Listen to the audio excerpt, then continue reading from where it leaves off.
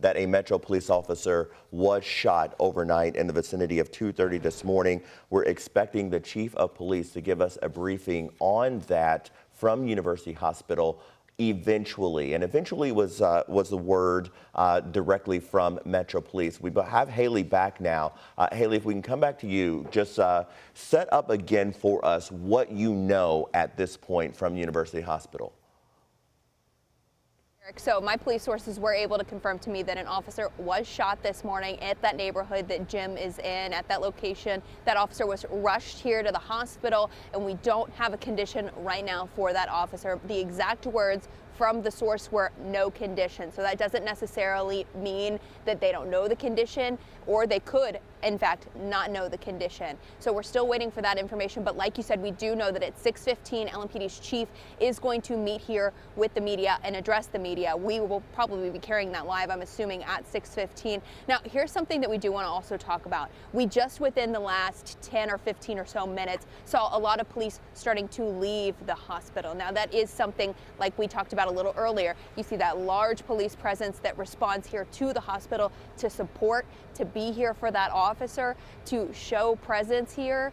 And now when we're starting to see some of those officers leave the scene, you can see the officers there behind me right there. It looks like they have just come out of the hospital. They're getting into their cars. There's a lot of police cars that are here this morning. So we're trying to figure out, that doesn't necessarily mean anything either one way.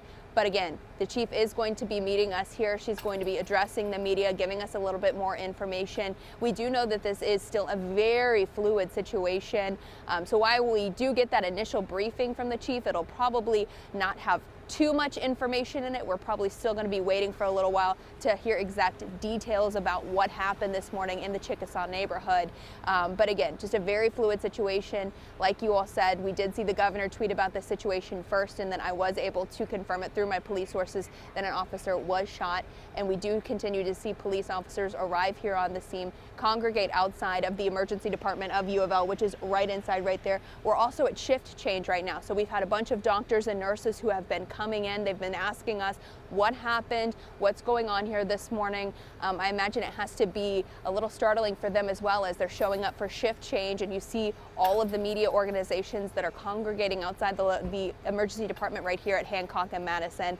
So very fluid situation. We hope to learn more when we do speak to the chief at 6:15. Was solid reporting from both Haley and Jim. Haley, thank you. That one piece of information that Haley gave us that is very important is that 6:15 time frame for that briefing from Metro Police. We will carry that live, but we will continue to gather more information in the meantime about this situation. You can stay up to date by following us on air, of course, and online at WHAS11.com.